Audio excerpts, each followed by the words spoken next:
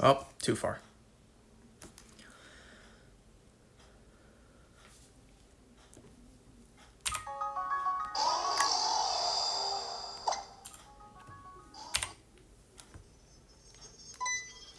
You want to know what I feel like the MCU actually underutilized? The Infinity Stones.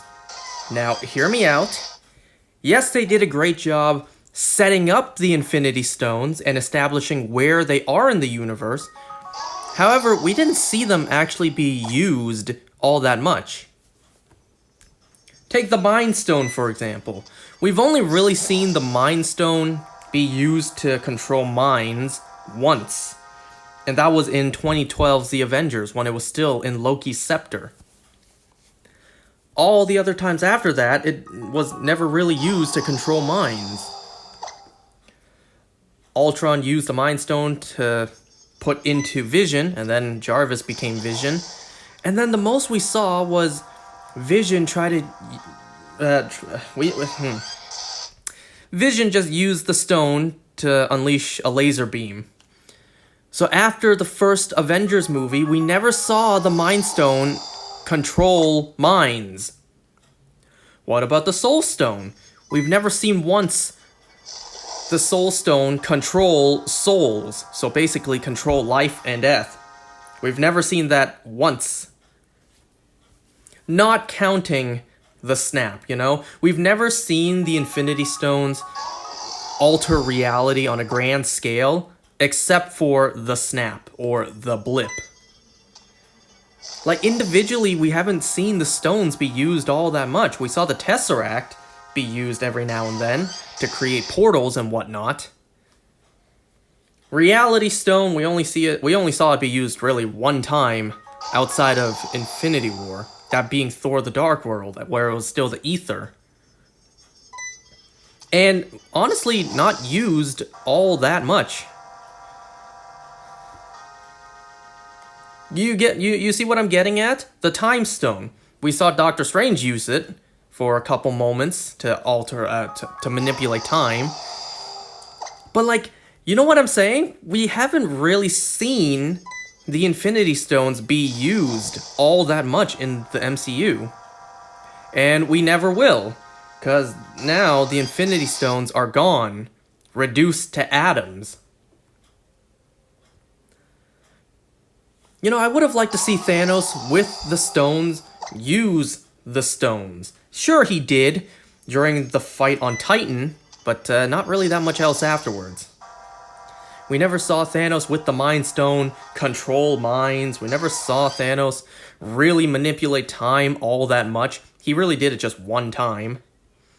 We saw him use the Space Stone to get from place to place. Power Stone... yeah, kinda, a couple instances. Reality Stone, well, that one's just overpowered. You know, we saw how he used it during the fight. But aside from that, we just haven't really seen the stones be used all that much.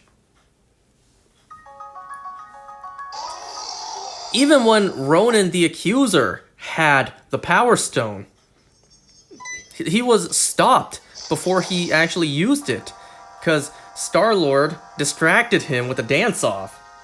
So even he didn't get a chance to fully use it.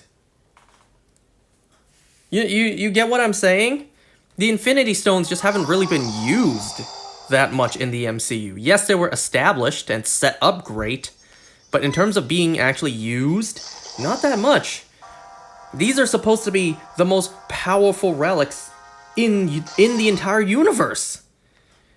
And we saw them be used very sparingly.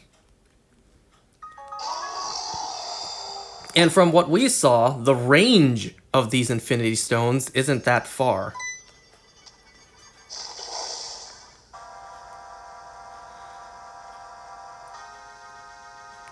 You know, we haven't seen something like someone use the Reality Stone to alter the reality of the entire freaking universe, and then someone had to take hold of the Reality Stone and change it back. We almost had that. Well, not really, but we could have had that in Thor the Dark World, where Malekith wanted to change the universe back to Eternal Night, but that never happened.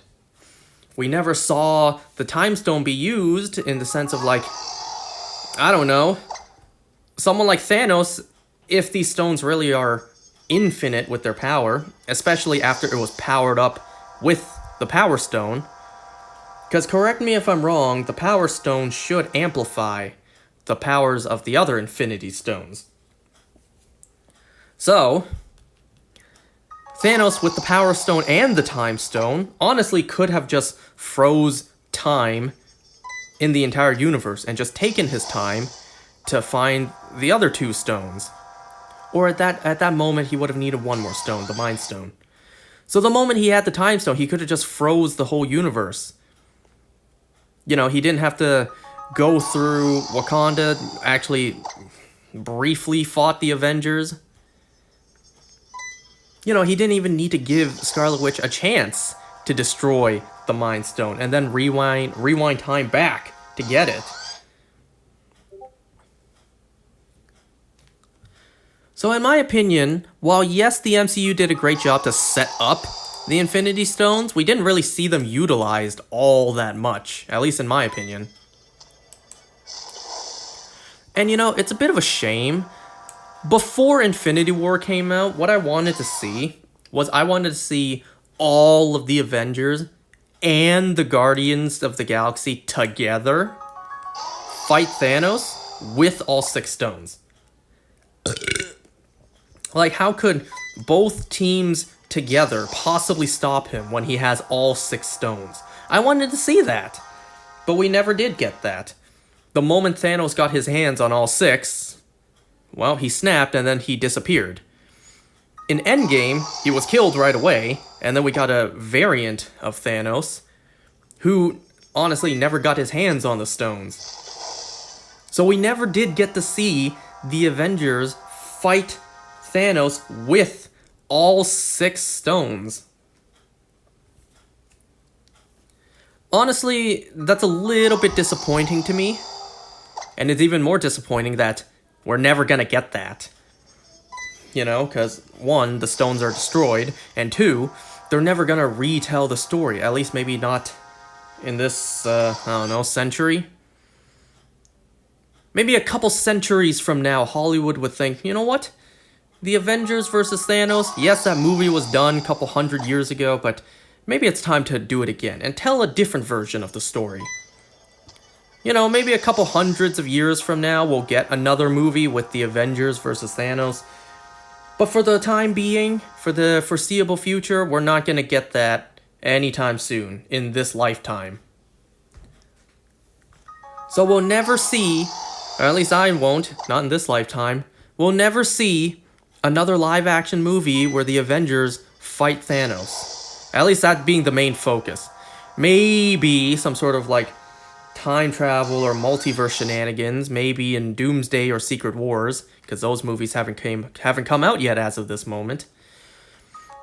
Time travel and multiverse shenanigans, a variant of Thanos will show up and then fight the Avengers, but it's not the same, you know? And you know what? Speaking of Thanos, I actually thought of something that would be amazing for them to do as maybe a Marvel Studios special presentation. Remember that? They only did, what, like 2 of those? Guardians Holiday Special and Werewolf by Night. So they only did 2. It's gonna be 3 soon with the Punisher. But I thought of something that would have been a great special presentation. You know, people were asking for either like a Disney Plus series or a special presentation of Steve Rogers going through time and returning the Infinity Stones. However, I thought of something that would be pretty cool to see also. Thanos destroying Xandar and getting the Power Stone. Because we never saw him do that. The beginning of Infinity War, he already had the Power Stone. And then in that movie, Thor revealed that he decimated Xandar a week earlier. We never got to see, you know, the eye candy that was Thanos' siege on Xandar. If you ask me, that would be a great Marvel Studios' special presentation, Thanos invading Xandar and getting his hands on the Power Stone.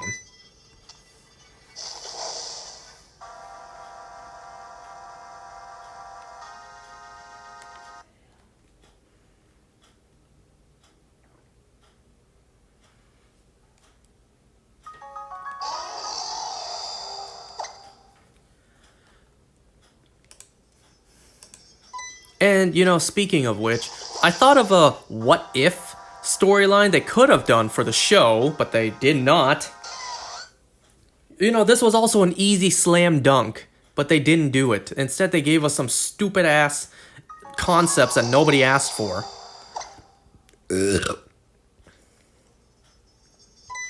So, my what if is, what if Loki won in the first Avengers?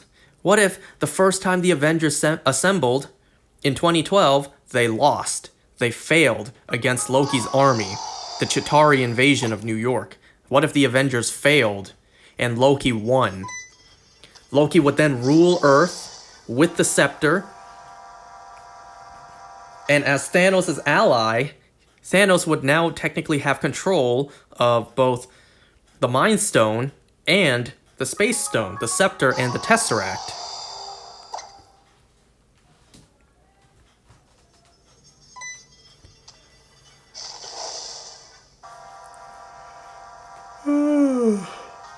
That would have been cool to see, because what would Thanos have done if Loki won and gained control of Earth?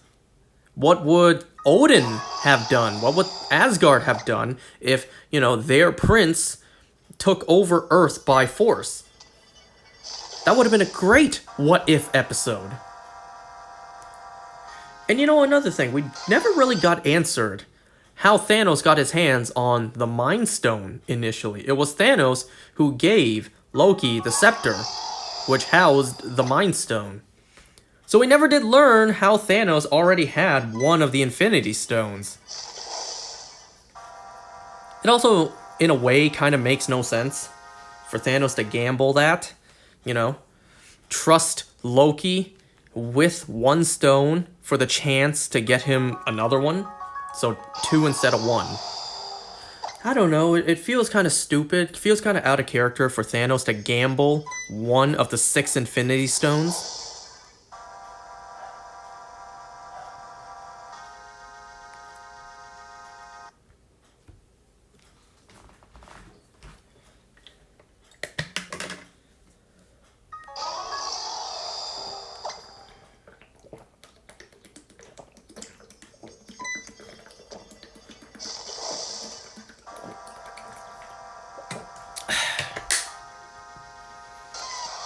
Now, if you guys don't mind, I'm going to take a small pause from Shiny Hunting Heatran for a second so that I can show you something.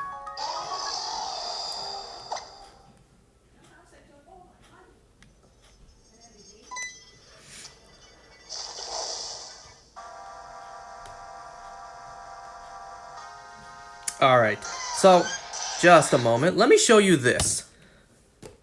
So earlier today, I did indeed start with regular diamond. I pulled out my DSi for this.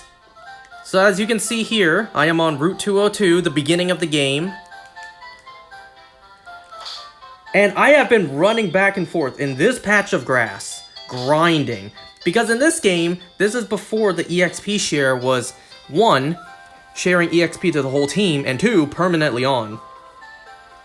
So I knew grinding for levels in this game would be a pain, so what I did, even before doing anything, I just walked back and forth in this particular patch of grass, and I grinded my ass off. So here, I have these 3 again.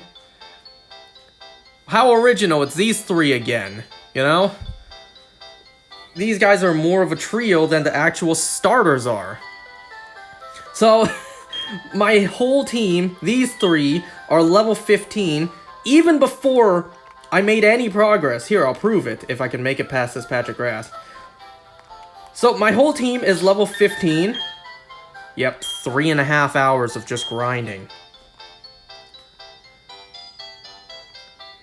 So my whole team is level 15, even before I fought the first NPC in the game.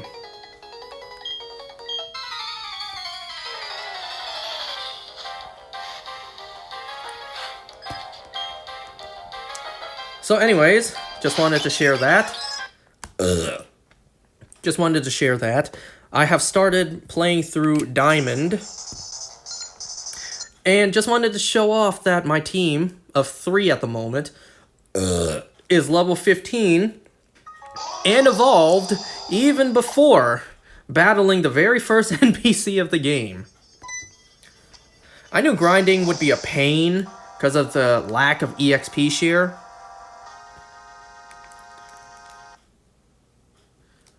So I figured, well, let me just take my time to grind for a bit first before actually progressing.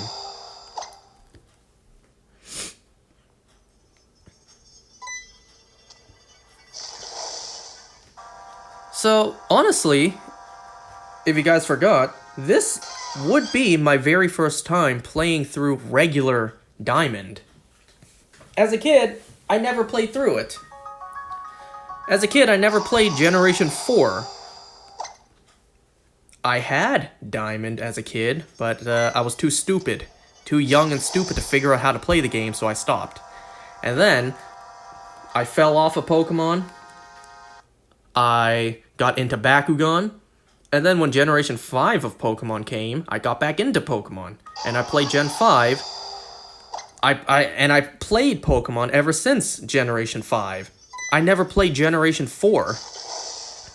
So this is my first time playing regular Diamond. And I can tell you, already, the game, it's so slow. I know Platinum fixed a lot of things, but I'm not playing Platinum.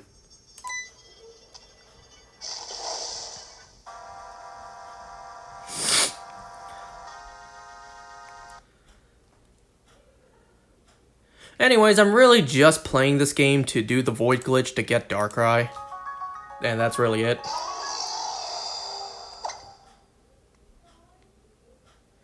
I do know there's a chance that if I mess up the Void Glitch, it could corrupt the whole game and I have to start over. I do know that's a possibility, so best hope I don't screw that up.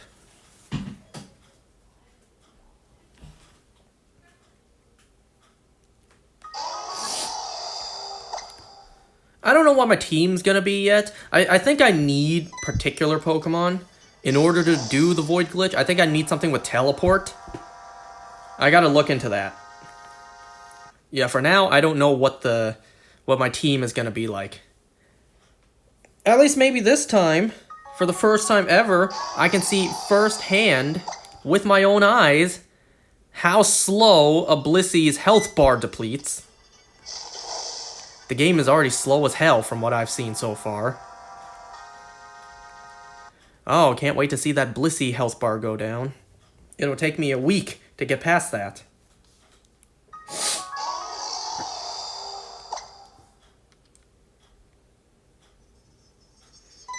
And, you know, one other thing. I can't remember if I mentioned this or not. I feel like I may have. But I can't remember. So if I did mention this before, well, I'm gonna say it again. You guys remember a while ago when I said what was I even doing? I was shiny hunting. I was shiny hunting Ralts, and my team got Pokerus. That was before I replayed Brilliant Diamond. Well, when I did replay Brilliant Diamond and I got to the Elite Four, would you believe that my team got Pokerus again in Victory Road? I got Pokerus twice.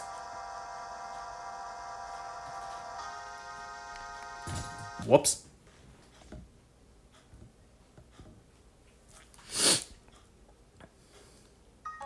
Oh yeah, so yesterday, there was a Nintendo Direct for Donkey Kong Bonanza.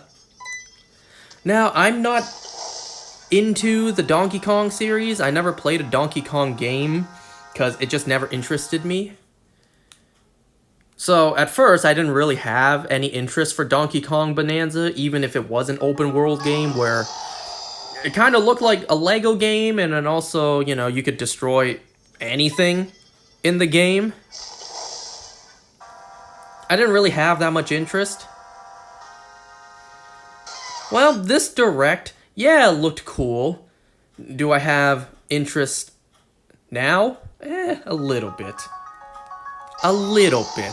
But, you know, this isn't a game that I'm going to be super excited for, going to pre-order, or even go to the midnight launch, or even pick up on the day of release, you know? Or if I will ever pick up this game.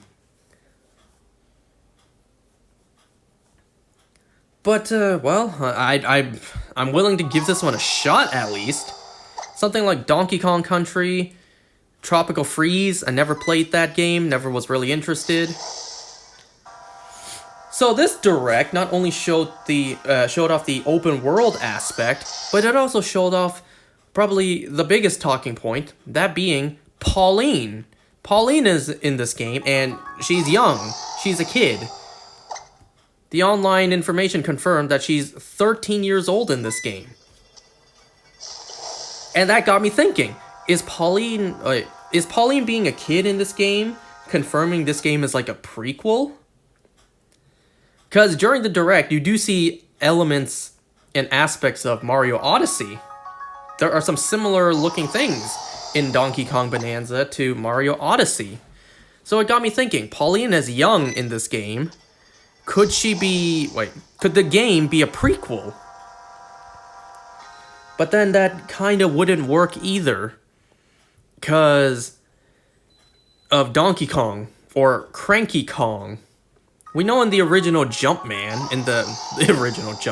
original Donkey Kong arcade game, that Donkey Kong ends up becoming Cranky Kong. And the Donkey Kong we know is, I believe, that Kong's grandson, is it? So the Donkey Kong we knew in the arcade game is Cranky Kong. And if you haven't noticed, Pauline is a woman, a grown adult woman in that game. So, kind of wouldn't work if she's a kid in this game. And, you know, Donkey Kong. Because we see Cranky Kong in the game. I was about to say, unless Pauline and Donkey Kong, like this Donkey Kong, will become Cranky Kong. But that's not the case, because we do see Cranky Kong in the game, in the trailer, in the Direct. You know, it's like, had that not been the case, we could have argued that, well, this Donkey Kong and Pauline had a falling out, and then he takes her to the top of that building, and then Jumpman saves her, you know? But no, we see Cranky Kong. As I heard GameXplain propose a theory that something de-aged Pauline. Because her outfit kind of resembles her grown-up outfit, just torn and destroyed. So maybe something made Pauline revert in age.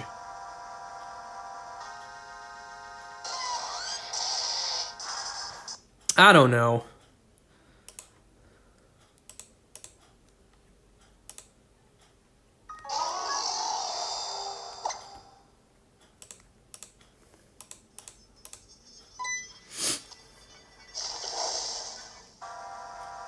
Oh yeah, so I almost had to wake up extra, and I mean extra early, tomorrow morning for a follow-up.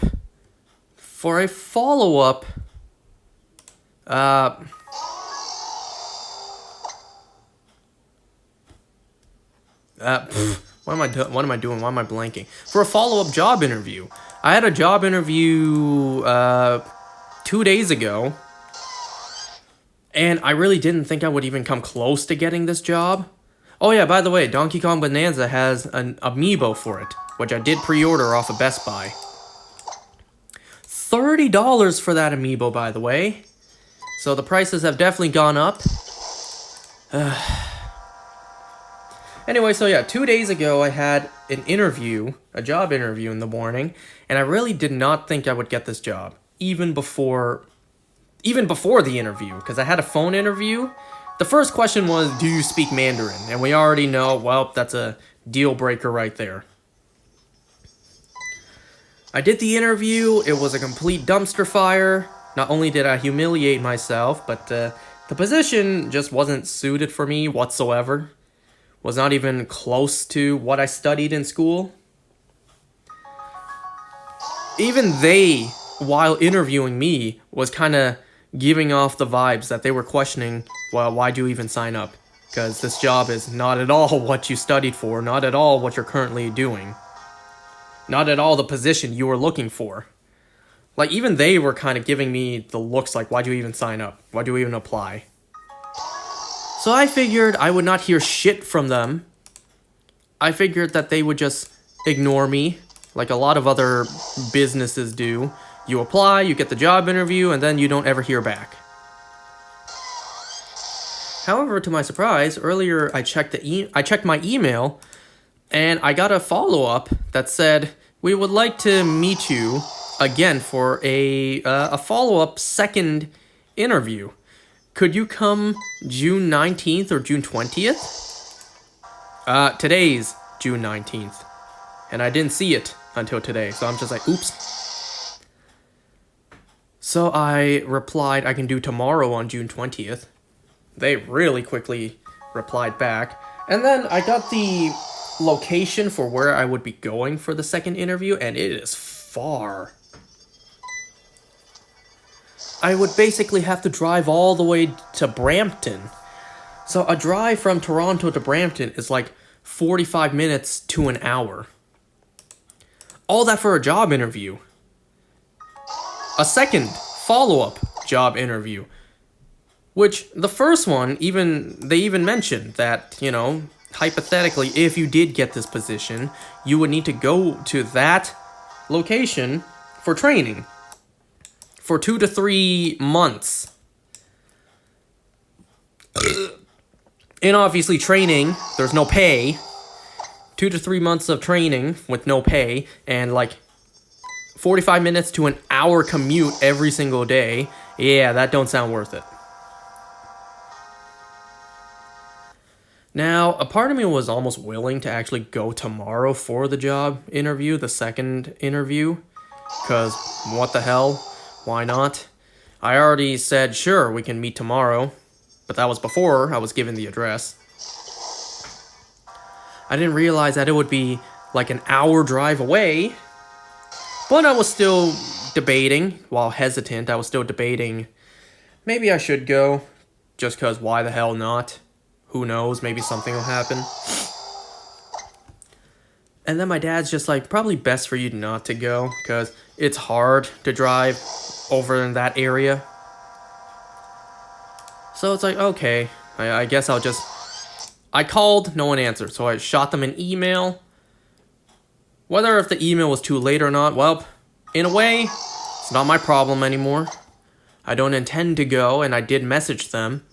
Regardless of if the email is too late or not, well, not my problem. So, the person canceled the job interview.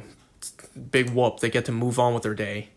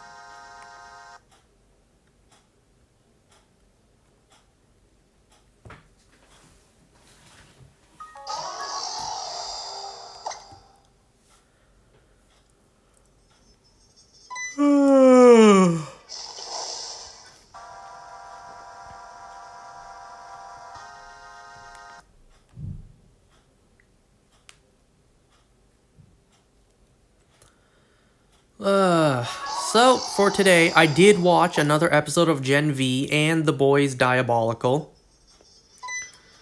I gotta be honest, I'm not that excited to watch Gen V. Normally, I'm more excited to watch a spin-off show, like I was for The Flash or Fear the Walking Dead. We don't discuss how those movies. We don't discuss how the quality dipped for those shows later on, but when they first premiered, yeah, I was excited to watch those spin-offs. Gen V, though, it's like, not too excited. I'm not too invested. I'm not feeling it too much, you know? But once again, for the sake of completion, for the sake of continuity, I'm going to finish it. Maybe it'll get amazing near the end. You know, I'm only 3 episodes in. But yeah, for now, it's like, I'm not feeling it too much. Oh yeah, if you're also questioning why did I pull out my DSi to play Diamond instead of playing it on my 3DS? Well, 1, it's been a while since I used my DSi, and 2, I don't want to add more wear and tear to my 3DS. You know, the buttons can only be pressed so much.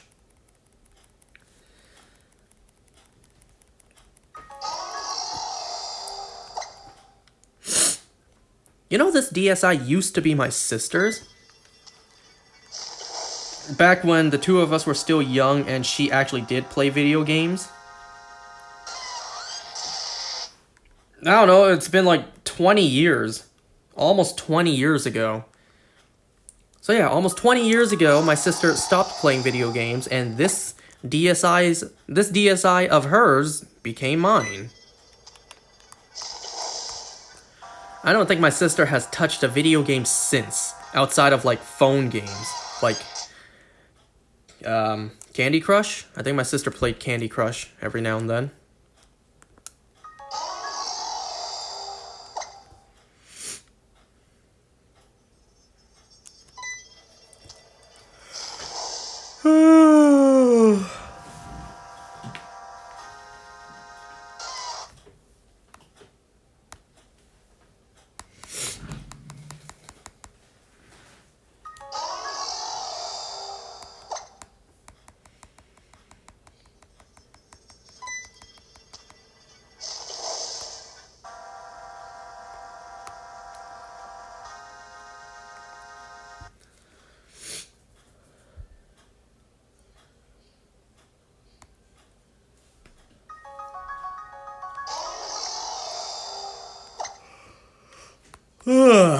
Excuse me.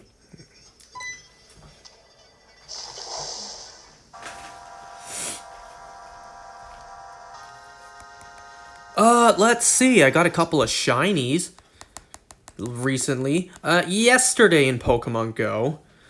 First, I got a random Hundo Skrelp. Thankfully, I caught it in a Pokeball, a regular Pokeball.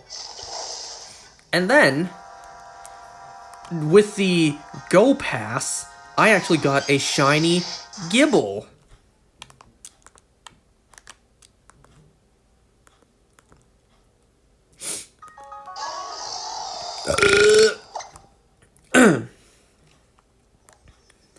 And then, you guys know that I'm working on my home Go Dex. And I was looking through it, I realized I haven't sent Frigibax yet. I didn't send Frigibax for that line yet, so I don't have Frigibax, Arctibax, or Baxcalibur registered yet. So I did just that. I sent one over from Pokemon Go, and I went into my Violet game to go into the Blueberry Academy to find some Chanseys to grind. And while looking for Chanseys, I found yet another shiny Chansey. No outbreak or anything, just a random spawned wild Chansey. Shiny. Neat.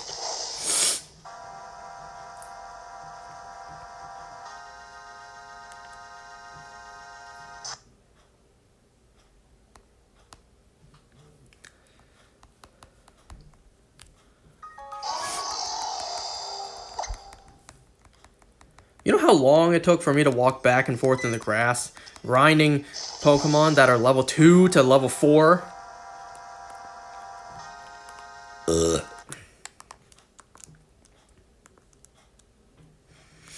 I don't know exactly what point in the game I need to play up to do the void glitch. I think I could technically do it any time, right? But I need to be high enough level to where Darkrai doesn't smoke me. And I think Darkrai you encounter at level 40. I also need to have enough money to buy Pokeballs to catch the damn thing. And then I also need to progress far enough into the game for certain requirements. Like I said, I think a Pokemon that knows Teleport. So I do need to play the game, play up in the game a little bit. Just like how, you know, in Pokemon Black, I had to play up to the 3rd gym in order to use the Liberty Pass. You know, which I got from the DNS exploit to get Victini in a regular Pokeball for my living dex.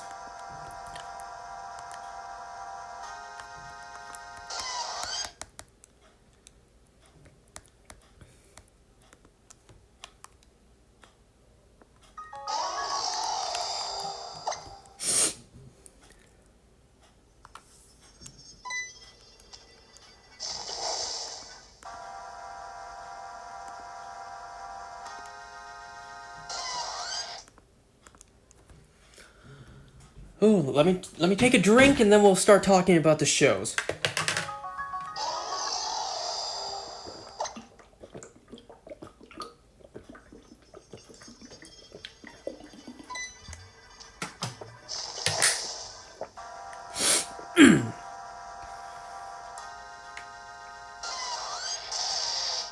You know, today the weather was crazy. It was super windy, and I mean extremely windy. Doesn't happen too often. And then later on, there was wind plus rain.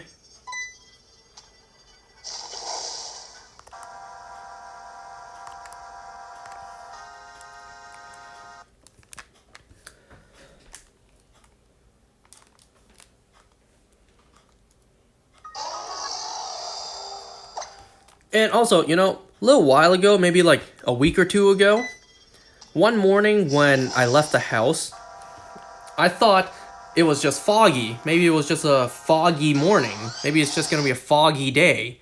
And then I learned later on, no, it's not fog, it's smoke.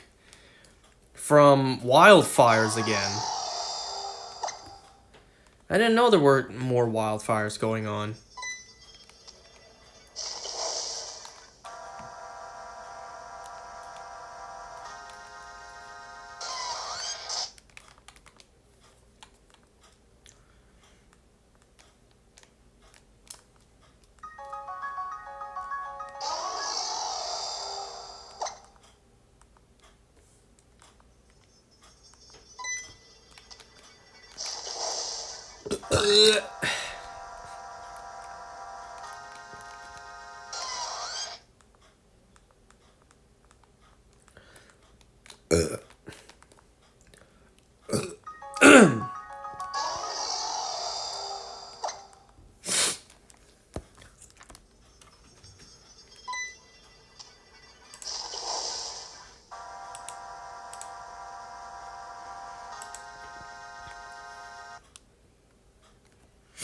Alright, so anyways, first of all, let me put on something to listen to.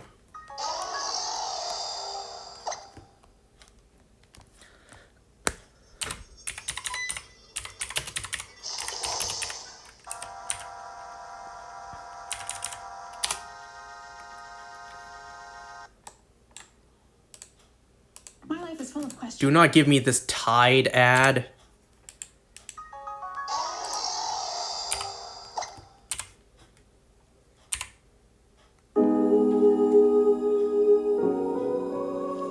I don't know, I've kind of been feeling playing Skyward Sword again.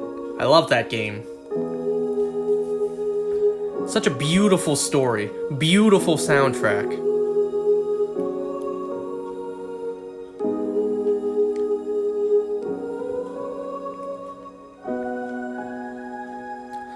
Alright, so let's talk about Gen V, Episode 3, hashtag Think Brink, I think was the title.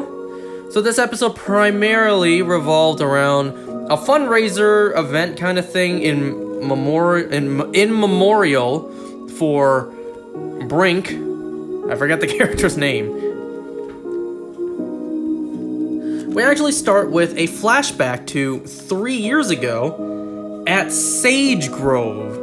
Remember that place we went to in The Boys Season 2? But no, this episode does not take place at the same time as, our characters, the boys, infiltrating Sage Grove and finding Lamplighter there. So we see in this flashback, obviously, Luke is still alive 3 years ago, and he went to visit his brother Sam, at Sage Grove. This was around the time where the world found out about Compound V and was announced to the world, because Sam was like, how could Mom and Dad do that to us? They injected us with that, and, gave us powers.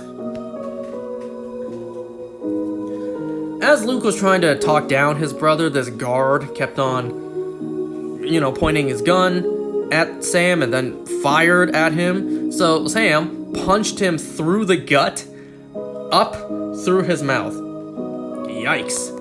I don't know, in a way, that's what the guy...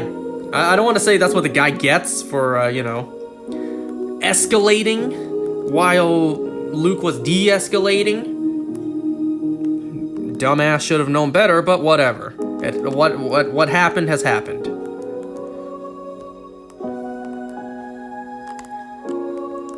It turns out that this flashback was a dream that Kate had. She was out of it. Whenever she uses her power, she causes, brain damage or whatever. So she was out. She was unconscious thanks to it. And then she and Andre hook up. I don't know, to me it seems like a bit of a dick move on Andre's part. And Kate. Both of them. You're dead. Your best friend sleeps with your girlfriend. I don't know, it's a bit of a dick move in my eyes, but... fine, in a way. In a way, I get it. Luke is dead. These two are grieving, these two are in pain, and they need some sort of comfort. So, yeah. I don't know. To me, it did seem like... Oh, hello there. To me, it seemed like the moment Luke died, they were instantly setting up Andre and Kate being a thing. Which, I don't know, kind of seems like a weird thing to set up so quickly.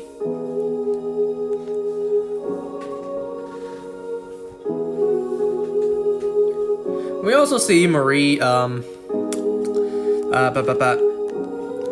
we see Marie come back to her dorm, and we see that Emma has actually shrunken down so small, she's like the size of an ant, because she said, hope I get the shiny today, thank you. She said that she was fighting off ants all night, and she needed Marie to give her food so that she can grow back to size.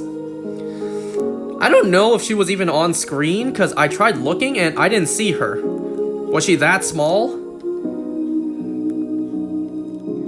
Anyway, so the two roommates kind of get into a bit of an argument. Because Emma, she has control. She claims to have control over her powers. It's not like this, body positivity thing where she tries to slim down by self-inducing puke. It's just the way her powers work. But everyone else sees it as something else, We know what everyone else sees it as when a girl induces herself to puke. We know what that looks like. And Emma makes a really good argument. When Marie's like, you should get help. You should get help for, your problem. Even if it is associated with your powers. Emma's just like, you cut yourself. Do you need help with that too? Are you ever gonna stop that? Marie's just like, that's my powers. Yeah, it's mine too. So the two of them, they're in a bit of a bad spot this episode, but they do make up by the end of it. Marie has breakfast with that lady. I forget what her name was.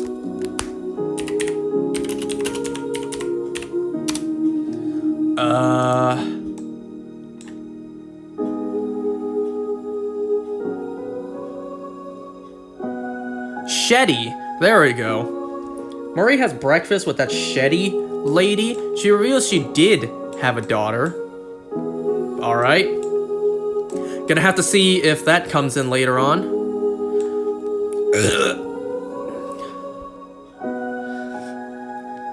I don't know, is it me or does Shetty kind of look like a slightly darker Demi Lovato? Is that bad of me to say that she kind of looks like Demi Lovato? So, Shetty invites Marie to this fundraiser for Brink because, you know, she was technically the face, the hero who stopped Golden Boy from going on a murderous rampage after he killed Brink. Blah, blah, blah. That kind of capitalism talk.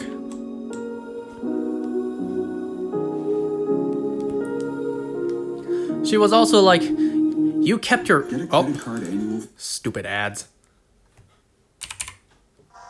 She was also like, you know, you kept your cool with that blonde bitch who mentioned your sister. It was totally unprovoked. Who knows if it was even real or not?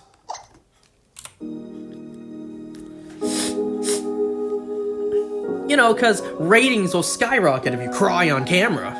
Cry on live TV.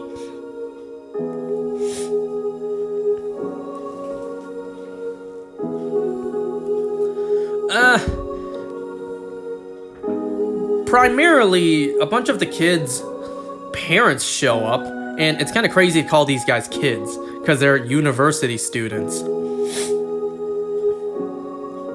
So they're not kids anymore. But they act like it. They act like dumbass kids. They act like teens.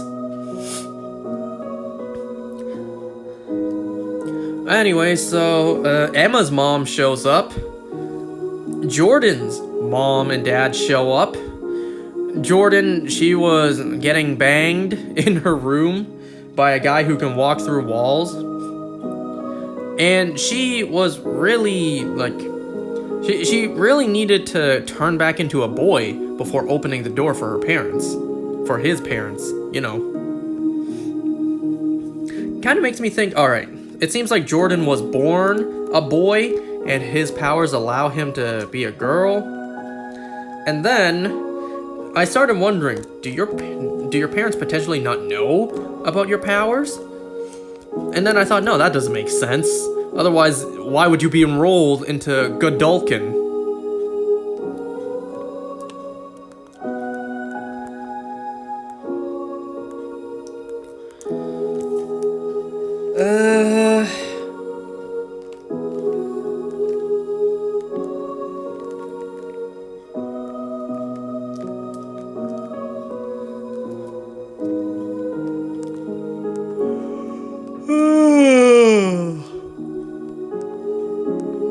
Well, regardless, the fundraiser happens, and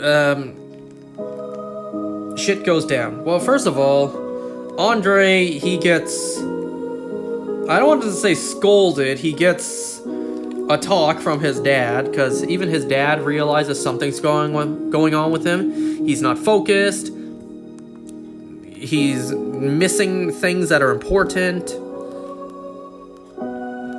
But whatever. So, the fundraiser happens and everyone attends. Emma gets offered the lead role of a brand new reality TV show. However, she goes into the bathroom to cry because she really doesn't like this whole thing about her, what she has to do for her powers. and all the attention it's given her. That girl, what the hell was her name again? That girl, was it Justine?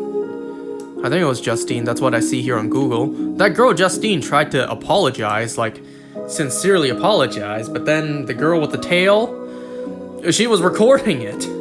So it's like, wow, what a bad apology.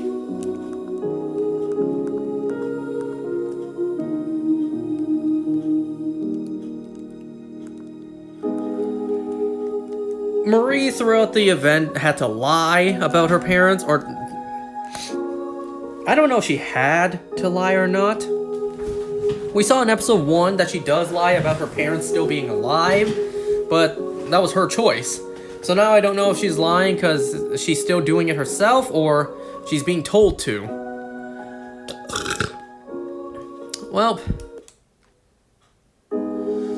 so she goes to the bathroom to pee in that enormous dress. She runs into Emma in there. She helps her pee. And then they make up. They're friends again.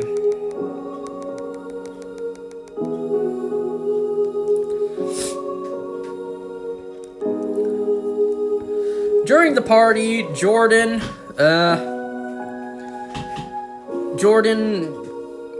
with his parents,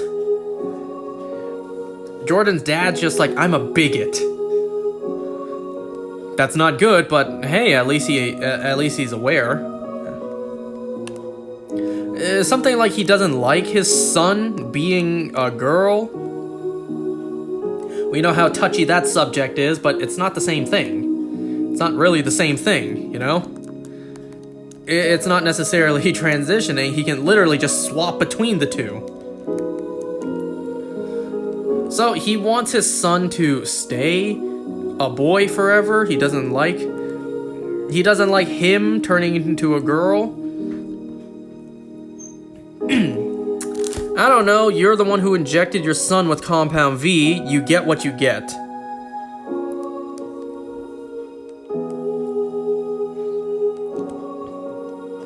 Oh yeah, there was also this scene earlier where Marie tries to apologize to Kate, because they haven't spoken ever since, you know, Luke. But Kate is, not having it.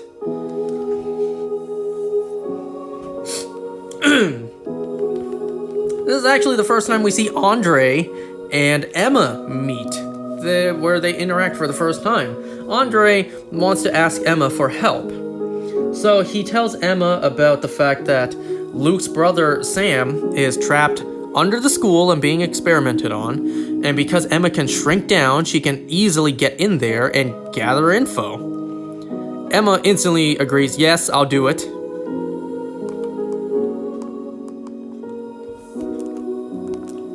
So that's what they do. Emma shrinks down, she goes down to investigate, but then she gets captured by Sam.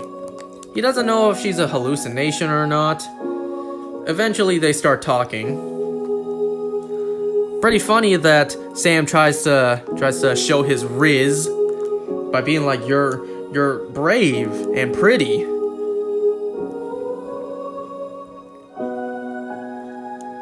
I don't know, potentially setting up a romance there. That'd be cool to see, kinda. But there is a thing where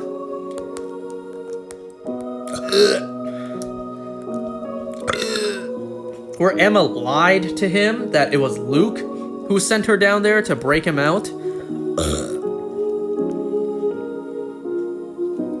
You know, just reminds me of Carol lying to Ash about her daughter potentially being alive.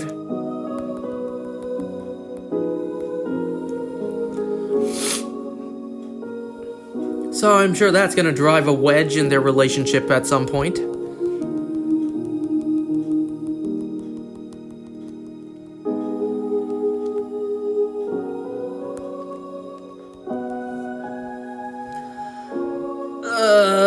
Well, the alarm goes off. She's known to be down there. The facility knows that she's there. So Sam gets shocked, and this guard just keeps on shocking him. So Emma actually fights back. She goes into the guy's ear, kills him, and then she gets caught. A bunch of guys come in with guns and, she gets caught. And that's where the episode ends. But there is a scene where I have yet to talk about. There's a couple scenes.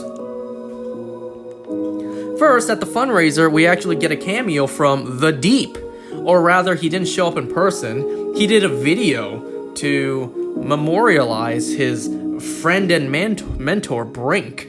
And then we get some bad photoshops of certain characters together. Like Brink in the same picture with Heatran, Brink in the same picture with The Deep. Pretty bad photoshops. You can tell they're photoshopped.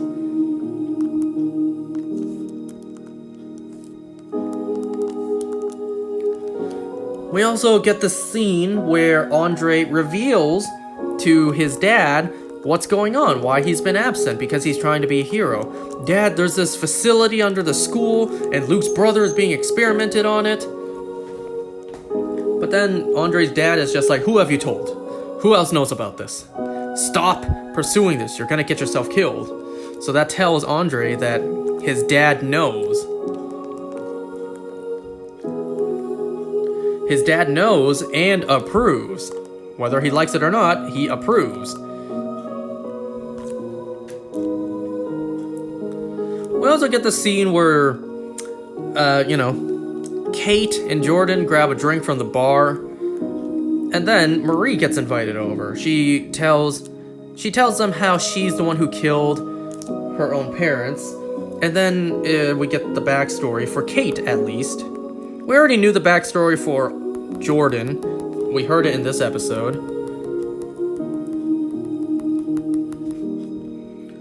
So Kate tells Marie not to blame herself. She's not the only one.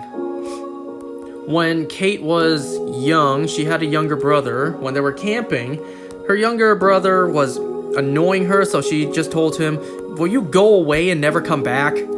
And so her younger brother did. Her younger brother just walked off into the woods and was never seen again. There was a search party for weeks, but they never found him. And that's when Kate discovered her powers.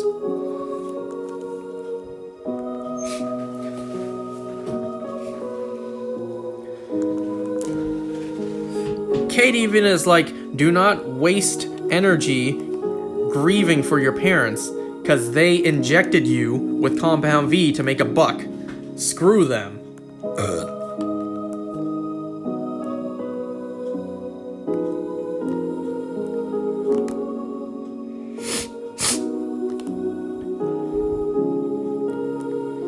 We also learn Jordan's backstory, where his dad, typical parents telling embarrassing stories of their kids. Jordan, when he was young, he was trying to chase a girl in the playground, tried to kiss her, and it's like, blah, blah, blah. Imagine someone doing that nowadays. And it's like, these two are going to be husband and wife one day. Jordan turns into a girl, it's like, what about wife and wife? Aside from that, there was other woke shit that was said in this episode. Like how when Marie was at the fundraiser, everyone was bombarding her with like more representation and, a woman who looks like you doing great. Stupid stuff like that. More woke dialogue, stupid shit like that. Everyone handing Marie their business cards. Anyway, so yeah, the three characters bond. Marie, Kate, and Jordan. And then Andre comes over and is like, guys, I think I messed up. It's Emma. She's trapped. You know where she's trapped. And then we get the scene where, Emma kills the guard and then the episode ends. It was a rather slow episode, if I'm going to be honest. It primarily focused around the fundraiser. Not a whole lot happened. I don't know, the show's not that great to me, though that's just me. Hopefully it gets better later on, hopefully it picks up. Because for now it's just to me.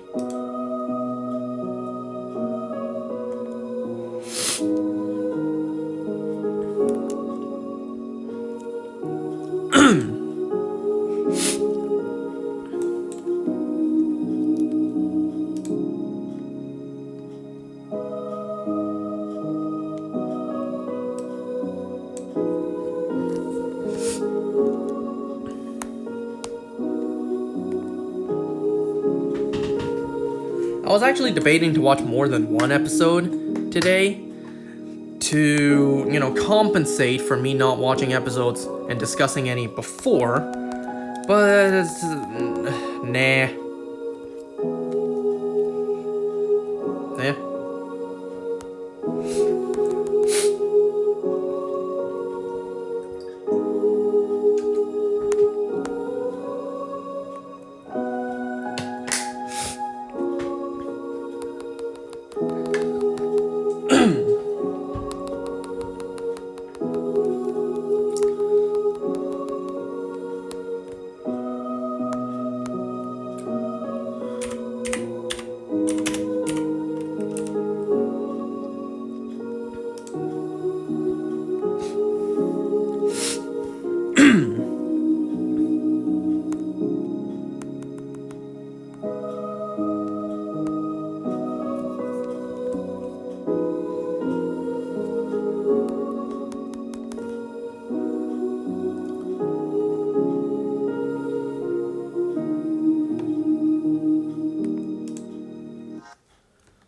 Okay.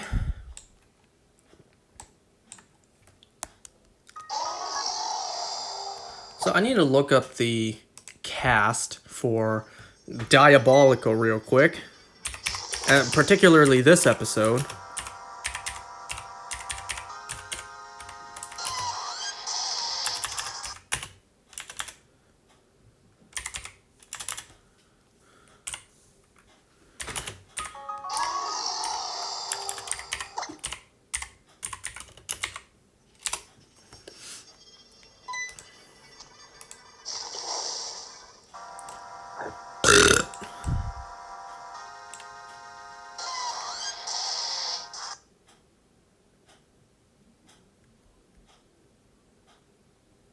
Dude, you good. I may not be the person who recommended the show, but don't study up on something you don't like. It's not that I don't like the show, it's just not that amazing to me. If there was no redeeming qualities to it, then I wouldn't be watching it, right? I wouldn't be continuing to watch it. It's just not as exciting to me as other shows, like the main show, like The Boys' main show. I mean, the cast is likable for the most part, They don't have as much aura as the main cast on The Boys.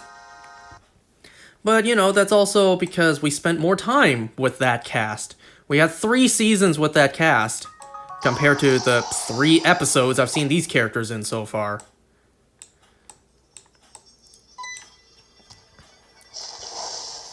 The story is so far. It hasn't picked up yet. So I'm hoping that it really will pick up later on. I mean, if I could watch From, I can watch a show like this. So anyways, let's talk about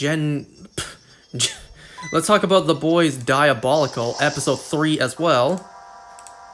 On now. Man, stupid ads.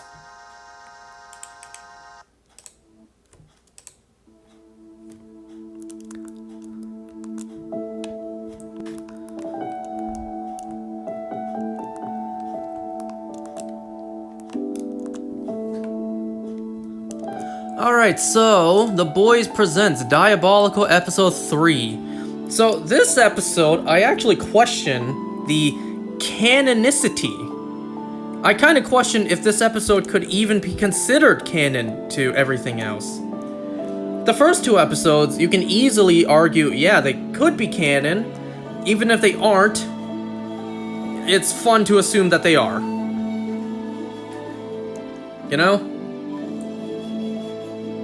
But this episode, it's really hard to make the argument that yes, it is canon to the rest of everything else. It's canon to the main boys show. It's canon to Gen V. You know, the opening scene for this episode being someone in a comic book store opening up a comic, and then we zoom into the story inside the comic book is already questionable enough. But fine. Maybe because the fact that The Boys was originally a comic book and this is a comic book show, fine. You can argue that this episode's story is still within the world because, you know, The Boys is also a comic book story, just done onto screen. But then there were certain things in this episode that really don't add up with the rest of the shows. So, at first I was thinking, maybe this episode took place in the beginning. Maybe this is first in the timeline. Maybe this takes place even before the first episode of The Boys. But then later on in the episode, that's a big no. That would not make sense whatsoever. Alright, so we follow this guy whose name is actually just OD. This guy's name OD, so he's a drug dealer. He's a drug dealer to Soups. You know, we see him thriving at a party where a bunch of Soups are making out, smashing, you know, just doing a bunch of body connecting.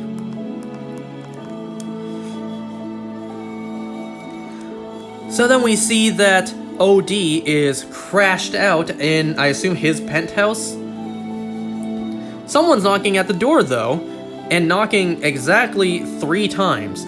Every single time, just knocking 1, 2, 3 times at the door. 1, 2, 3 times again, just always knocking the same number of times. The same number of rhythm as well. So, when OD opens the door, we get this, you know, we get this Australian accent guy. At first I was thinking, is that Butcher? No, they don't say he's Butcher. I think he referred to himself as a different name. So I'm thinking, alright, maybe this isn't Butcher. Maybe this is just another Australian bloke in the world. But then it's revealed later in the episode that yes, this is Butcher. So anyways, Butcher, who is, by the way, not voiced by Carl Urban. I see here on IMDb he's voiced by Jason Isaacs. So Butcher pays OD a visit because he is a drug dealer to Soups. You know, he deals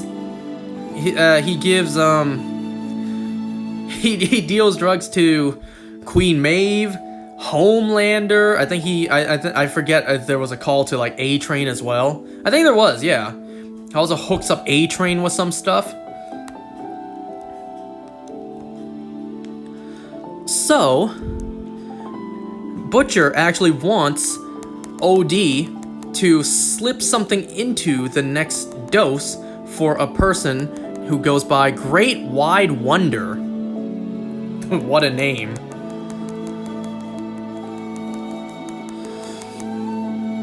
Of course, OD's a little hesitant, but then Butcher shows off who he is and, you know, almost throws him off a building.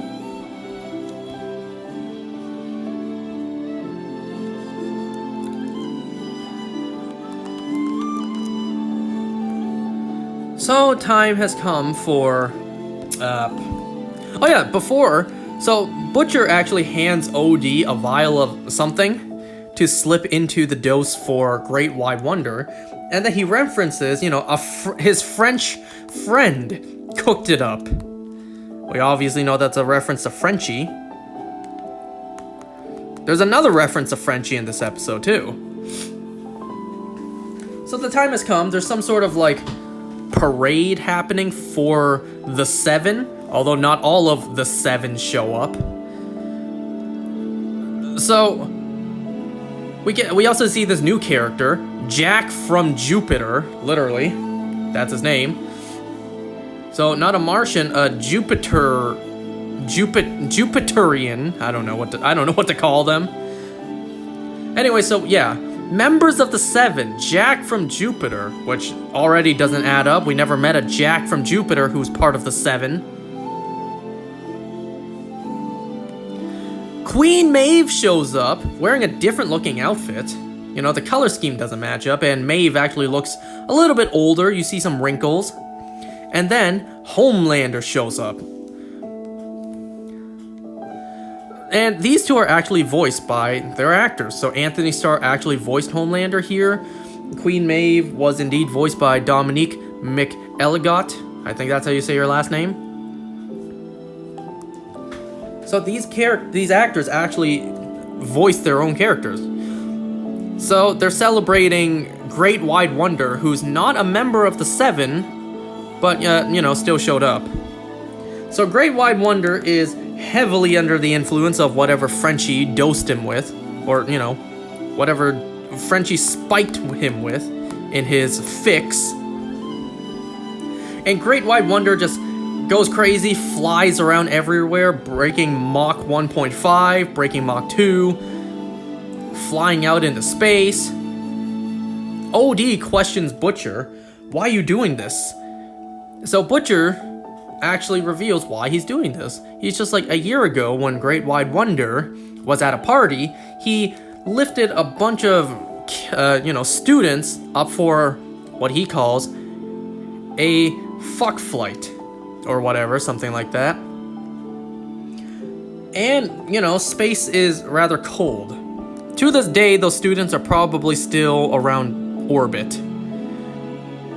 So, Great Wide Wonder accidentally killed a bunch of students. And it was never discussed again. So, we also get this other character who showed up alongside Butcher, but we don't know his name, not yet, not until the end of the episode.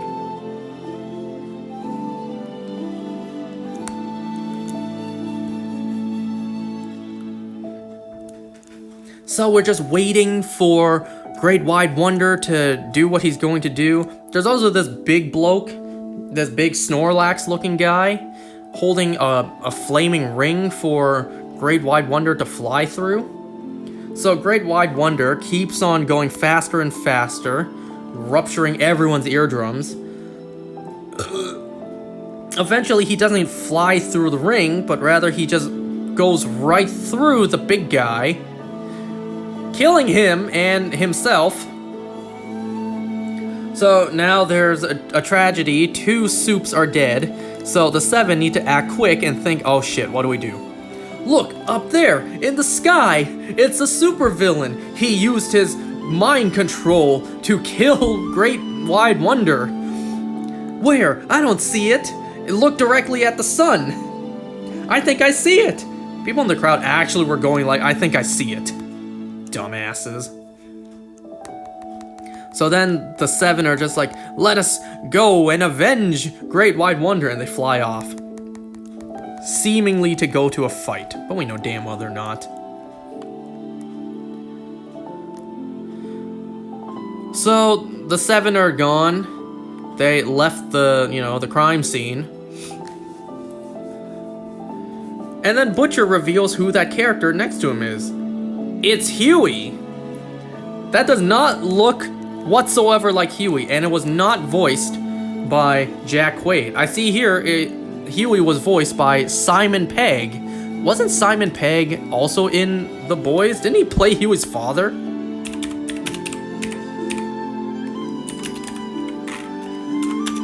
Whoops.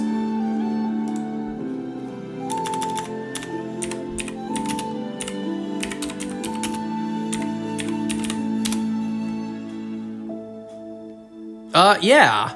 Simon Pegg played Huey's father in The Boys. So, Huey's father voices Huey in this episode.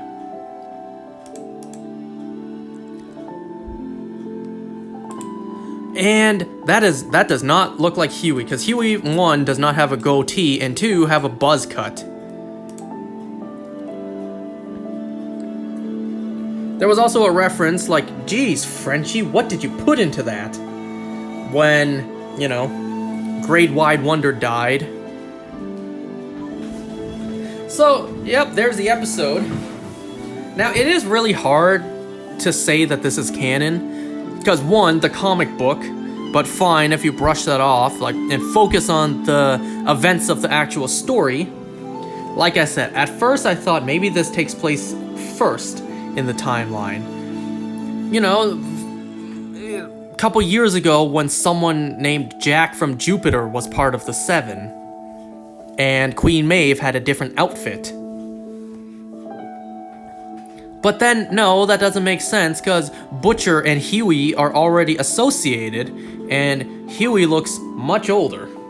So does Queen Maeve. Alright, so maybe this takes place last in the timeline. Maybe this takes place many years in the future. That also has a couple of issues. Although, that would explain why Huey looks so much different. He looks older, buzz-cut hair, goatee. Now, if this does take place last in the timeline, that would bring up some issues. One, sure, it would have explained why Queen Maeve has a different outfit, but it doesn't explain Maeve in the Seven. I thought Maeve lost her powers and is now living off the grid, away from Homelander. So what is Maeve doing back in the Seven? And two, Butcher. By the end of season 3, I thought Butcher was dying. Now, I don't know. I haven't seen season 4 of The Boys yet. I don't know if Butcher dies by the end of season 4. We know there's a season 5 coming up. So I don't know if Butcher will die by the end of season 5, since we heard that season 5 should be the final season. So we'll have to wait and see. If Butcher does die, then... shit. You know, if Butcher does die, then this episode cannot take place in the far future, at the very end of the timeline.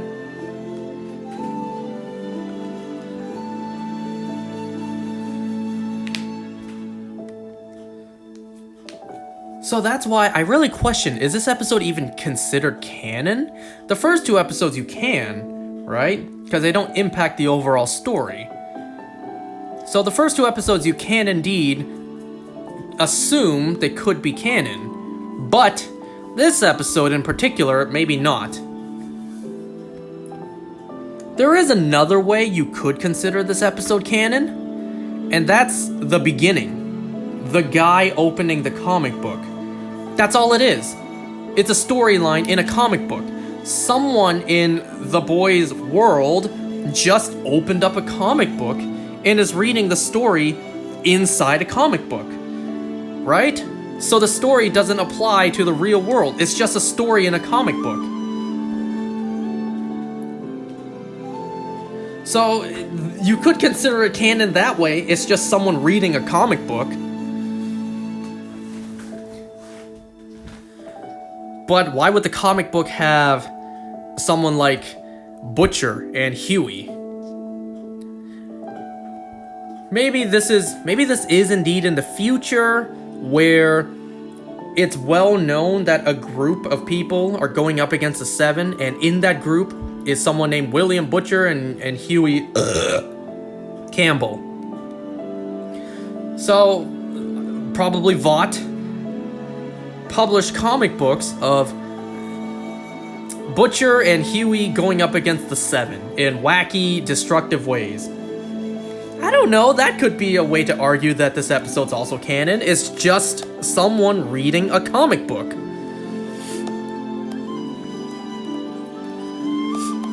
Doesn't mess up with the timeline unless you really want to dig deep and question who wrote the story, you know? Like, if the story is based on real-life characters, like in-universe real-life characters, then the world has to know that these characters are up against the Seven. Know them enough to the point that they can be written into stories. So maybe that's how it could take place at the very end of the timeline. Long after the boys versus the seven, people wrote comics about them. And so someone in a comic book store is just opening a comic to read it. So, yeah. I guess if you overlook the story itself, we'll have to wait and see. I'm definitely gonna pay attention. The Boys Season 4 and 5, let's see if by the end of it, this episode makes sense to take place in-universe. If not, then it's just a comic book story in-universe. Either way, it could be canon and could consider not canon. But for the sake of it, because it's fun to think like this, let's assume it is canon. One way or the another. What? One way or another. Could be canon by someone reading a comic book, or the events really could be canon in universe, just taking place way later in the timeline. I also did not mention yet the art style. Every episode has had a different art style. Episode 1 was kind of like Looney Tunes, old school, maybe 60s style Looney Tunes. Episode 2 was styled after like Rick and Morty. This episode, episode 3, kind of looks like typical like DC animated movies kind of style. It's 2D drawn. I don't know, I like it. I'm used to this kind of art style.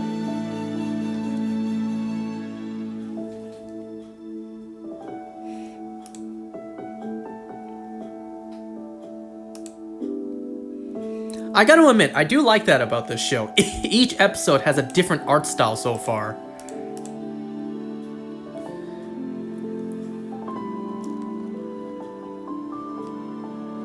I did notice that Homelander's suit looks a little different in this episode. The gold thing on his shoulder was really pronounced and only on one shoulder.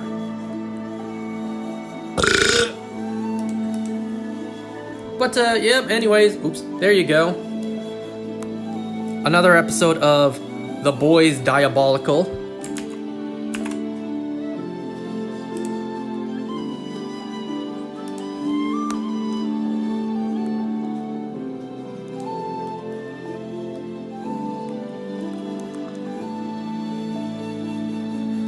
In a way, I'm actually more excited to watch Diabolical than I am Gen V. How crazy is that? Because it actually follows our characters, in a way. It actually has Homelander. Homelander's been the only character to show up in all 3 episodes so far. This is the first episode we've seen Butcher and Huey.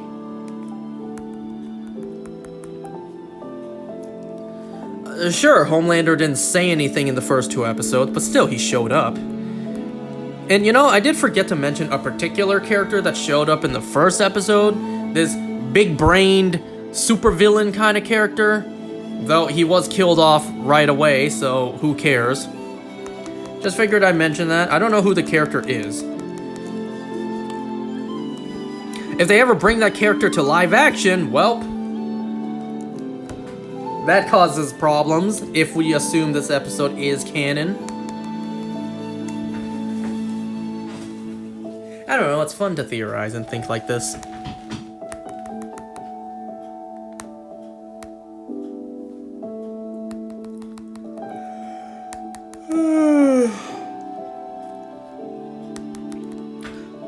So I'm definitely going to pay attention to the rest of the seasons to see where this episode could fit in. Once again, it could just be someone reading a comic book in universe, so the story doesn't matter.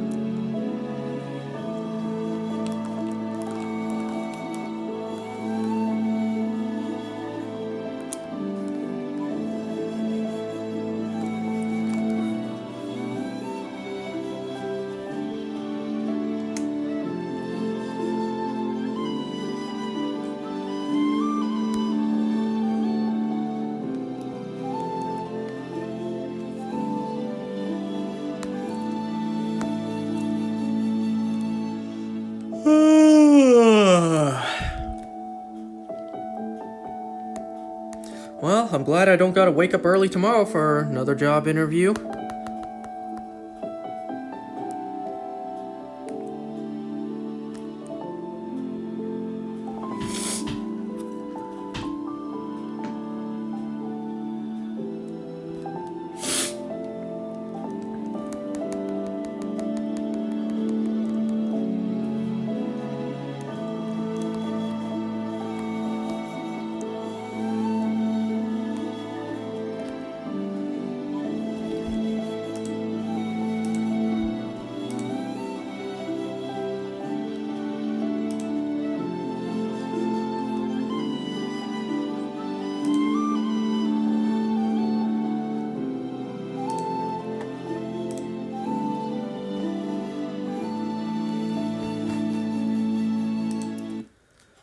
Okay.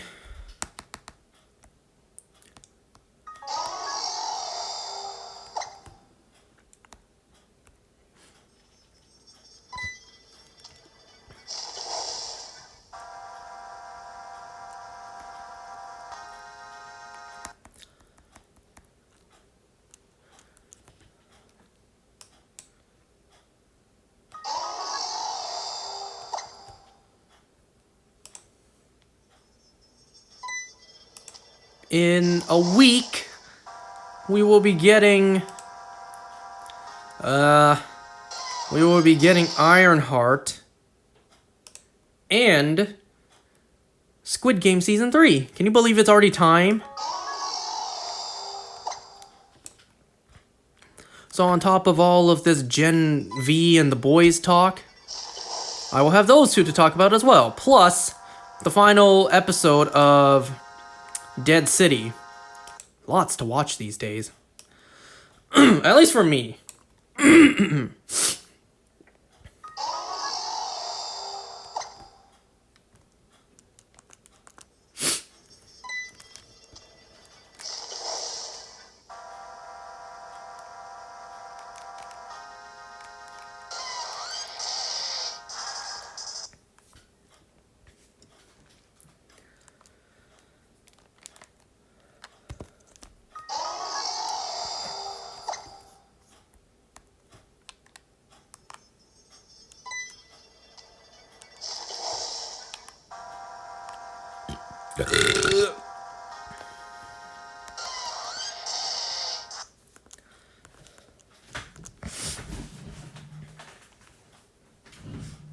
Oh, you know what I should have done? Now that I realize, I'm playing regular Diamond. I should have caught a Bidoof as an HM slave. Whoops. Remember back then when Pokemon games needed that? Oh man, now I gotta do that, and now I gotta vaguely train it up as well.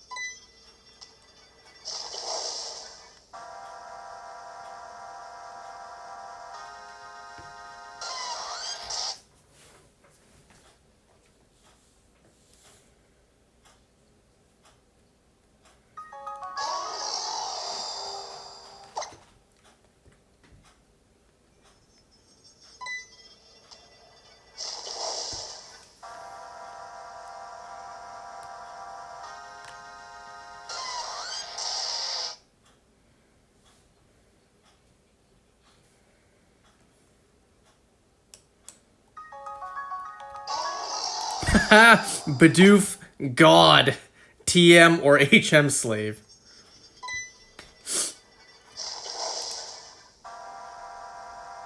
Why not both?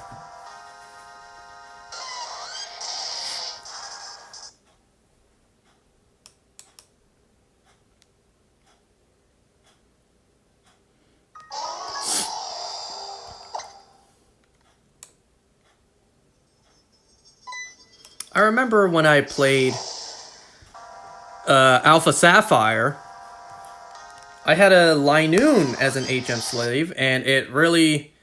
I actually trained it up to level 100. Not really because I wanted to, but because it was in my team, and it just got the EXP. When it evolves, it is useless, yep. Once it evolves, it's a false god as an HM slave.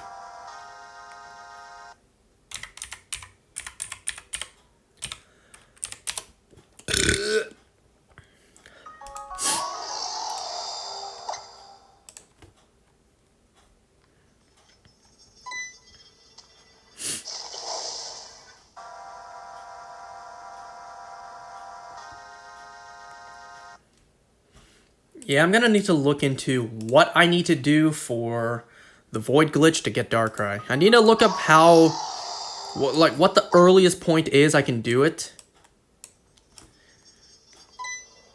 And also what requirements I need to do it. Because like I said, I need to be high enough level to where Darkrai won't completely smoke me when I'm trying to battle it and catch it. So I can't go in right now with my level 15 team to battle a level 40 Darkrai. I need to be at least 40 levels, you know? Preferably more, so I don't get just two-shot by everything.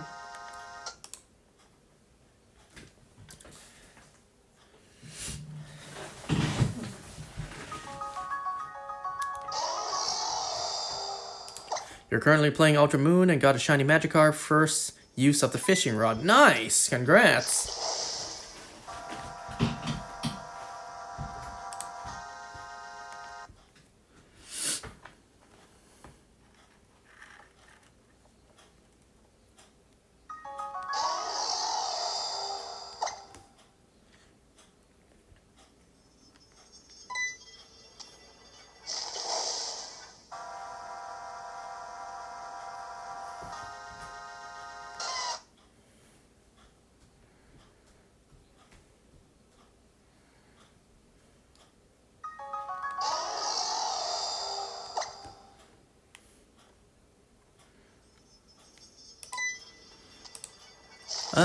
So I am still working on everything Pokemon Go, moving to Pokemon Home.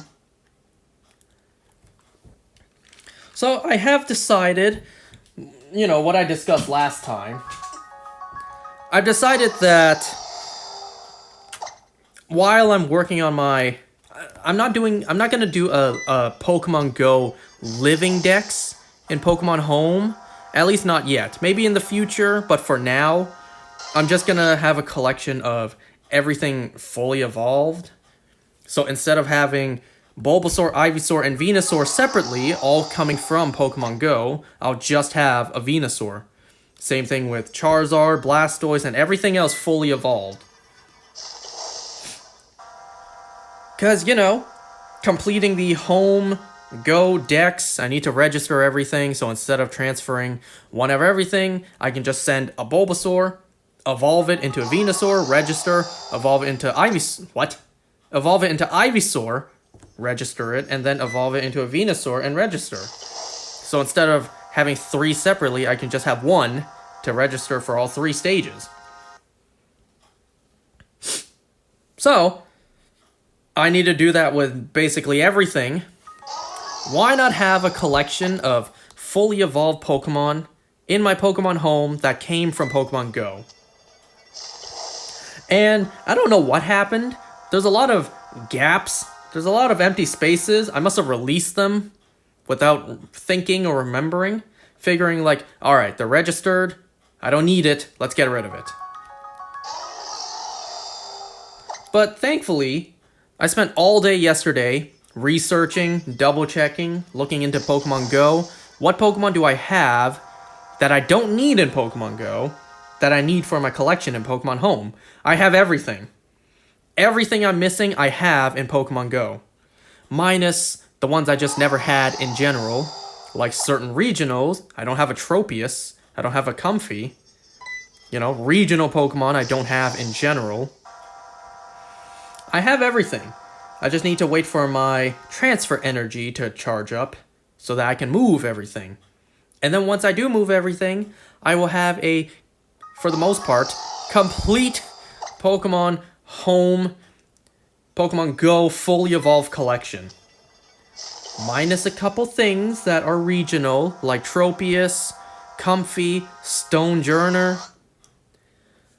Pokemon Go Fest happening in under 2 weeks. I'll get my hands on Hawlucha, Klefki, Skidoo, and Go-Goat, so at least that'll cover a couple of them. But a couple other things I'm still missing. I'm still missing Mr. Mime. I'm still missing Maractus, Sigilif, Relicanth. But we do know that remote trades are coming in Pokemon Go.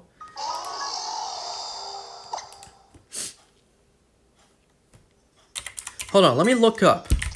Pokemon Go Regionals.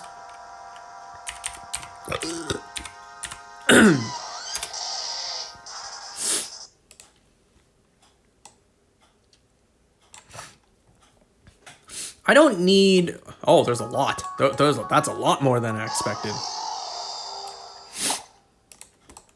Alright, let's go down the list. I don't need Farfetch'd, Kangaskhan, Mr. Mime. Really, regular Mr. Mimes from Europe. Huh. I guess that kind of makes sense. You can get some of those forms. Let's Go Pikachu.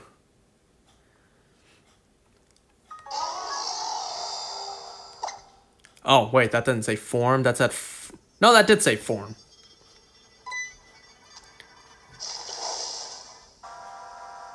What do you mean by get a couple of those from Let's Go? Because I'm trying to get them specifically from Pokemon Go. And certain regionals... Yeah, that's going to be hard to do unless I physically travel the world to get them.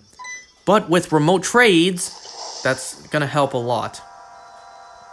Alright, so let's see. Farfetch'd, I don't need. I don't need Kangaskhan, Mr. Mime, Tauros, which is already regional to, I see here, US and Canada. Specifically Southern Canada.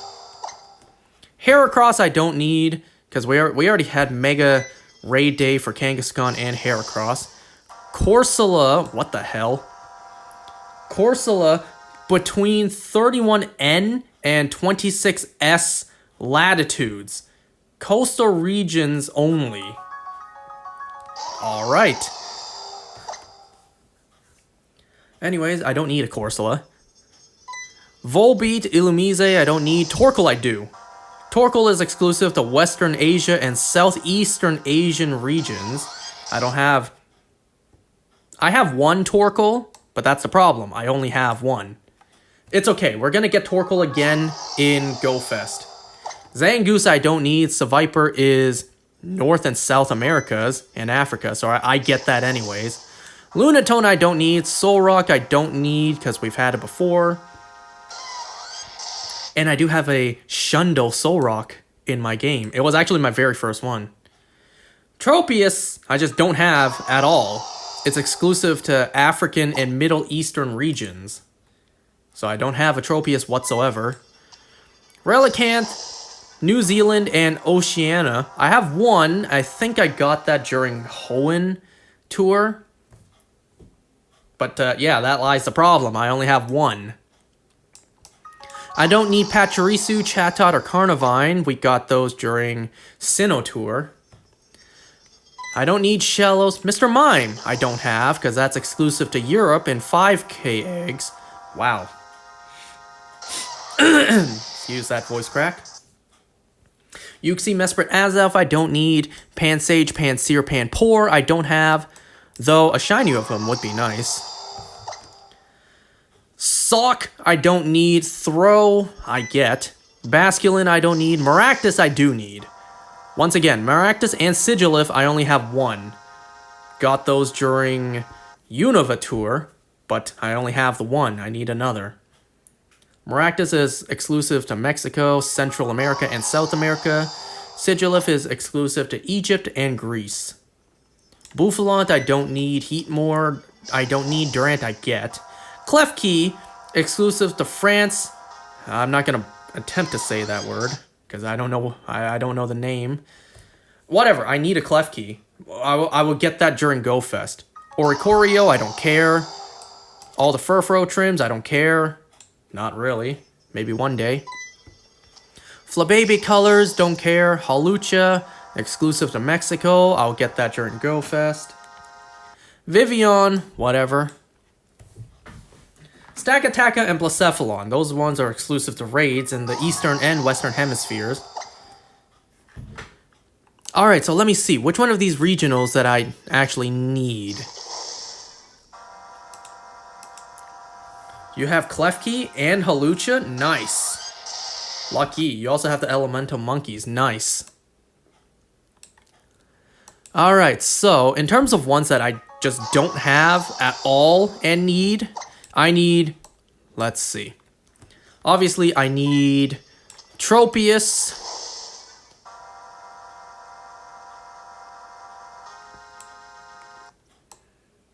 Regional-wise, Tropius, Klefki, Halucha, Comfy, and Stonejourner. So currently there are 5 Pokemon. Regional, I do not have. Pokemon I do have, but need a duplicate, need a second one, would be Relicanth, Torkoal, Maractus, Sigilif, I think that's it. So anyways, there are 9 regional Pokemon that I need to get my hands on. I'm gonna get 2 of them during GoFest, so that's nice. And remote trades. Okay, let me see. Control F, Canada. 3 Pokemon. Okay, never mind. 1 Pokemon is exclusive to Canada that I can actually access. That being Tauros. Because I see here Pachirisu is exclusive to parts of Canada, specifically Alaska, which I am nowhere near. So the only Canadian exclusive I get is Tauros, specifically Southern Canada. And then what about United States? Alright, never mind, not in United States, Americas.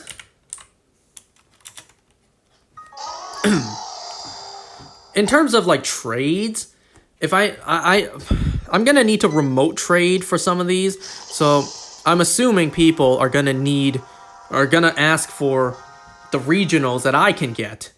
So that would be Tauros, Illumise, Seviper, Panpour, Throw, and Durant. In a way, also Furfro, because I see here that spawns in the Americas. But to get the other forms, I would need to travel.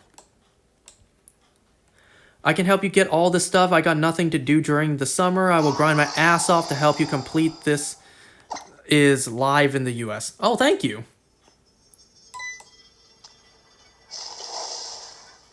I kind of can't check my Pokemon Go friend code right now. I should really check that. Actually, I think I have it. Then again, maybe I shouldn't announce it to the world like this.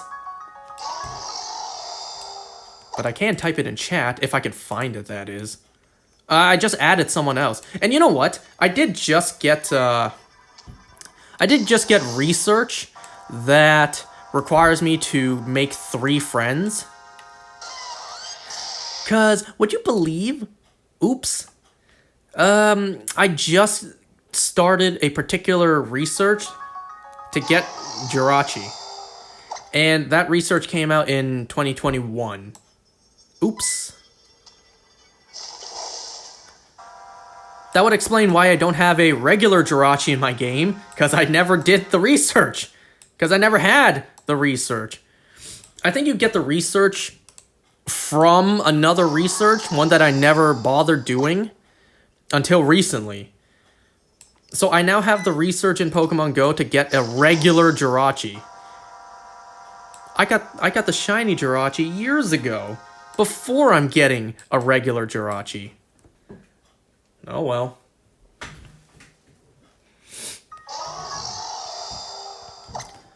So yeah, I should really stock up on this stuff.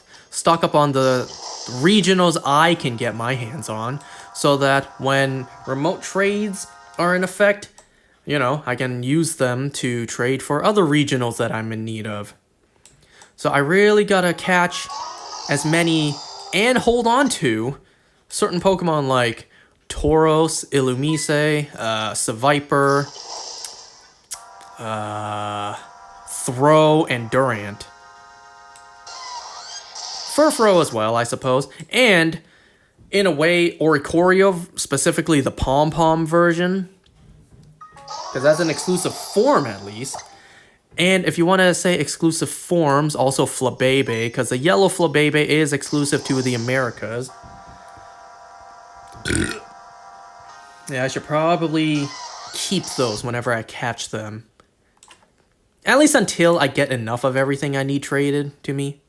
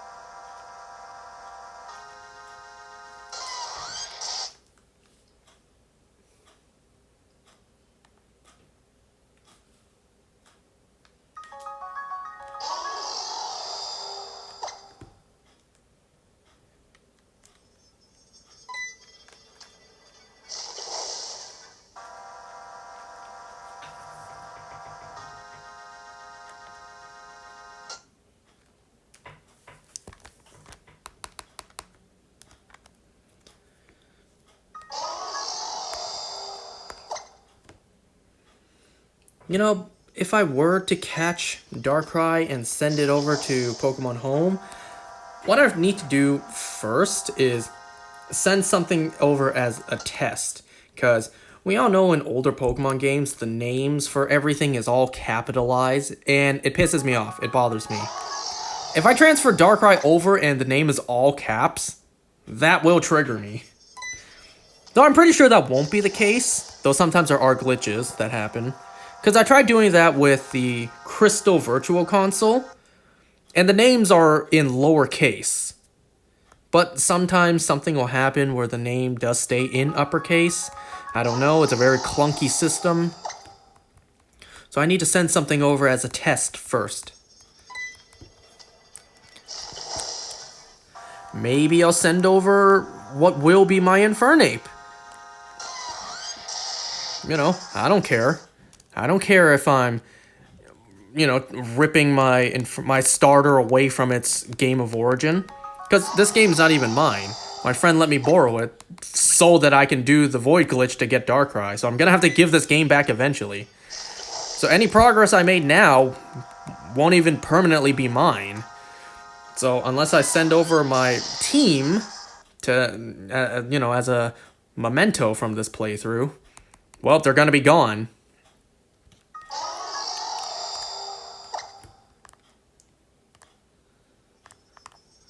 Oh, you know what else I forgot to talk about? So, I had this idea in mind.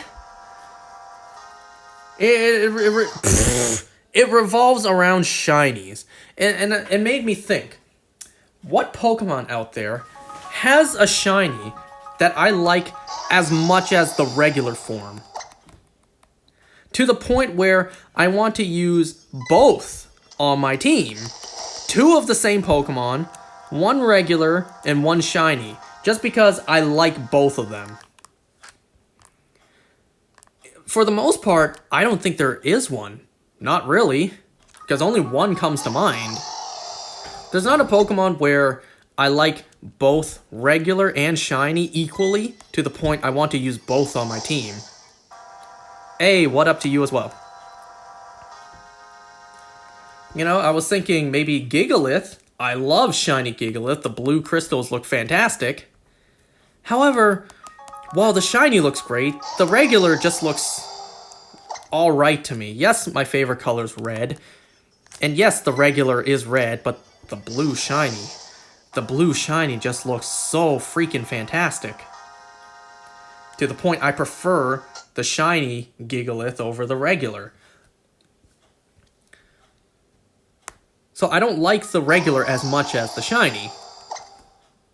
How's the soft resets going for you? Not great. Heatran, just like Dialga, is taking its time.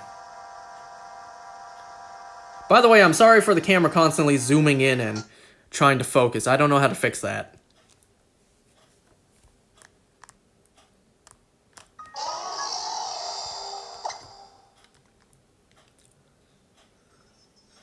So there's only one Pokemon I could think of where, yeah, I would say that maybe I like the shiny as much as the regular. Even though I've mentioned in the past, this particular Pokemon, I enjoy the regular more than the shiny. That being Greninja. I like the blue on Greninja better than the black on the shiny. However, the tongue on the shiny being a nice vibrant red really goes nice with the black shiny. So if there was ever a Pokemon where I wanted to use both regular and shiny on the team, it would probably be Greninja. So I would have two Greninjas on my team. One shiny and one regular. And I think that's the only case. It also helps a lot that Greninja's one of my favorite Pokemon. One of my top favorites. Because I like shiny Charizard better than the regular. I like regular Decidueye more than the shiny. How many resets so far? I don't know. I don't keep count of resets. It's too much work. I tried keeping count before and I lost count quickly. So I don't bother. Don't worry. All of the resets are documented and posted for anyone who wants to count. I don't know who would, but the option's definitely there. Everything does get archived.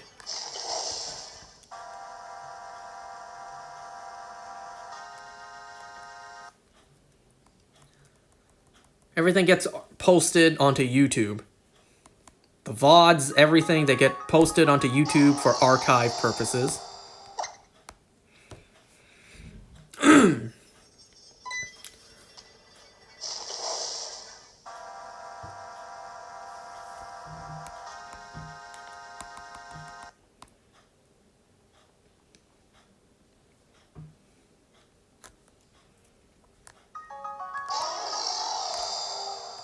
And nobody cares, because nobody knows. Also on YouTube, I'm currently doing a Breath of the Wild series, where I'm just replaying Breath of the Wild in Master Mode.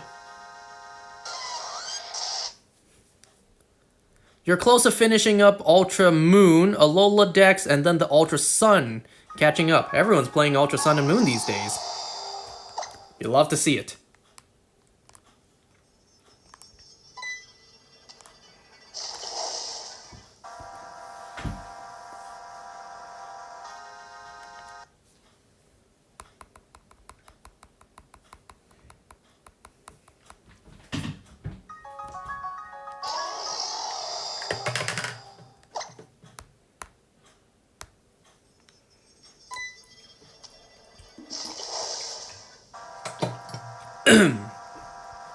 It's kind of stupid that my Luxio is level 16 It still hasn't learned a single attacking electric move yet. The only electric move it knows is charge. And that doesn't even attack. That just, what, raises special defense and then boosts the power of the next attack move? Level 16, and my Luxio still doesn't know a single attacking electric type move.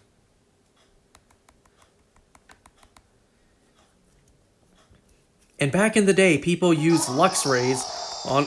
everyone used Luxrays on their team. I'm using it just because, well, nothing else interests me.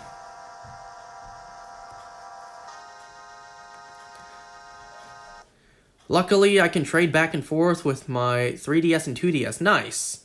I had to borrow my friend's 3DS in order to trade. I still have it, by the way. He hasn't asked for it back.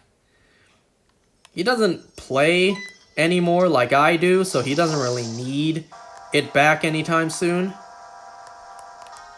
I'm gonna give it back to him at some point, but for the most part, for the time being, he doesn't need it, so I have it. Until further notice. Gotta go, hope you get the shiny tonight, thanks. I'm about to end anyways, because we're about to hit 2 hours. And that should be enough shiny hunting for tonight. I mean, it's never enough. It's never enough shiny hunting until you get the shiny. But you need to be able to control, right? You need to be able to know when it's time to call it quits. And then continue another time. Everything in moderation.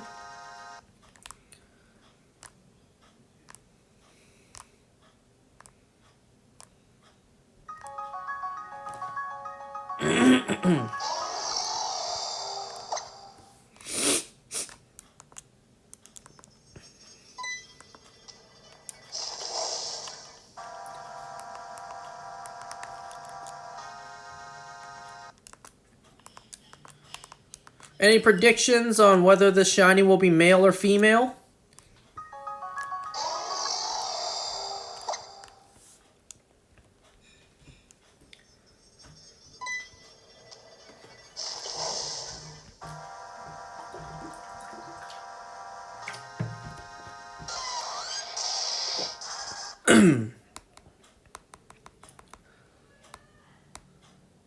Male? Well, we shall see. 50-50 shot. It's a coin flip.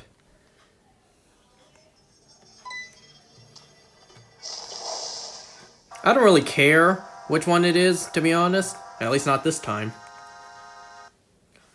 I usually prefer the shiny to be male, just personal preference.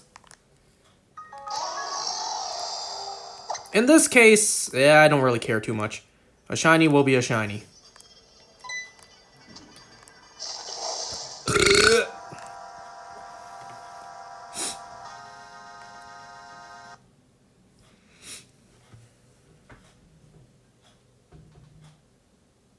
You think just like me.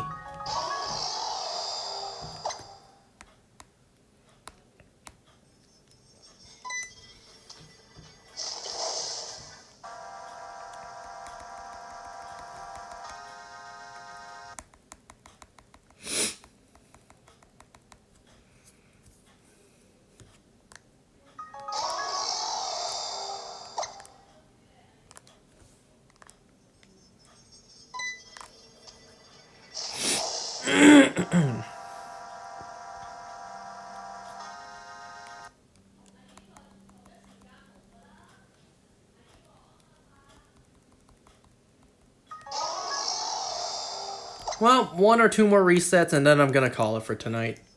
That's enough shiny hunting for tonight.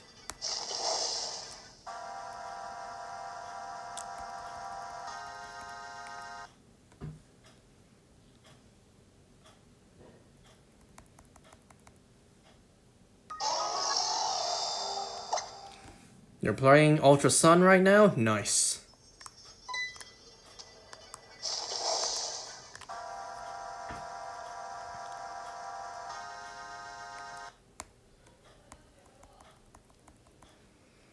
Alright, last one for tonight. Try 5 more times. Well, nothing's stopping me.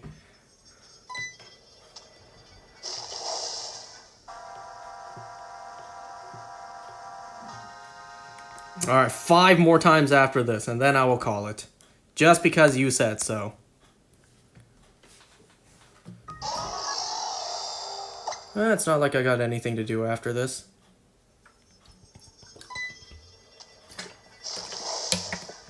So this one's 1.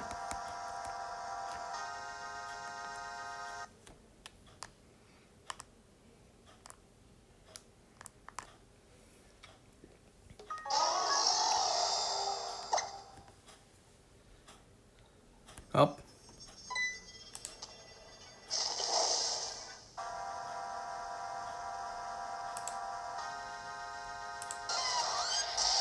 Alright, that's 2. And a bot banned in chat.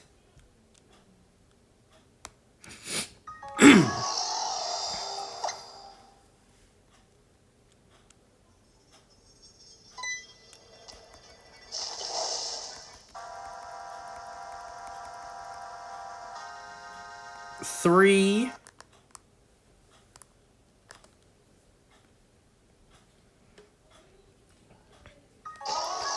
%87% Pokedex complete on Ultra Sun and got 353 caught.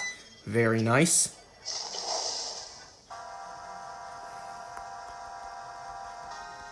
Four. Alright, last reset for tonight. For real.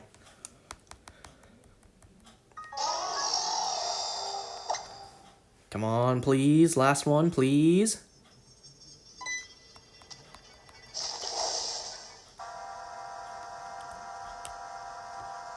And no shiny tonight. Alright, I'm Kali here. Thanks for watching, everyone. I'll see you next time. Goodbye now.